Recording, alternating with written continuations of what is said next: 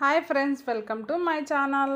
ఈరోజు Saturday special శనగపప్పు బెల్లం పాయసం తయారు చేసుకుందాం రండి ఫ్రెండ్స్.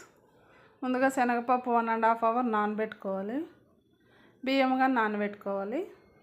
కుక్కర్ తీసుకొని మనం ముందుగా నానబెట్టుకున్నాం కదా ఫ్రెండ్స్ శనగబెల్లు, అవి వేసుకొని కుక్కర్లోకి కొన్ని వాటర్ పోసుకొని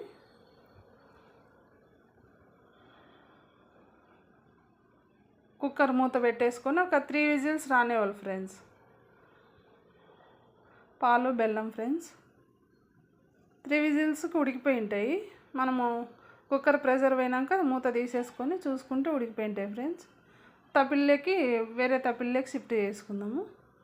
ముందుగా నానబెట్టుకున్నాం కదా ఫ్రెండ్స్ బియ్యము, అవి మిక్సీ పట్టుకోవాలి. కొద్దిగా వాటర్ పోసుకొని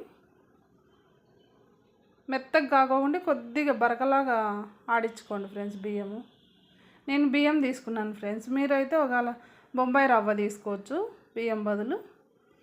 ముందుగా ఆడించి పెట్టుకున్నాం కదా ఫ్రెండ్స్ బియ్యం రవ్వ వేసేసుకొని కలుపుకోవాలి ఫ్రెండ్స్, లేదంటే ఉంట కడుతుంది బియ్యము, ఇలా గట్టిగా అవుతుంది.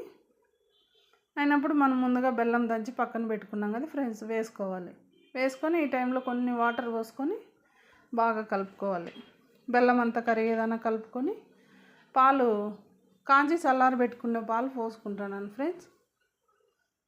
ఇలా కలుపుకొని స్టవ్ ఆఫ్ చేసుకుంటే మొత్తం పాలన్నీ పోసేసుకొని స్టవ్ ఆఫ్ చేసుకోండి ఫ్రెండ్స్. ఇంకా ఈ టైంలో ఇంతే ఫ్రెండ్స్, ఎంతో ఈజీగా చేసుకునే శనగపప్పు బెల్లం పాయసం ready. Okay friends, bye friends, మరో వీడియోలో కలుద్దాం.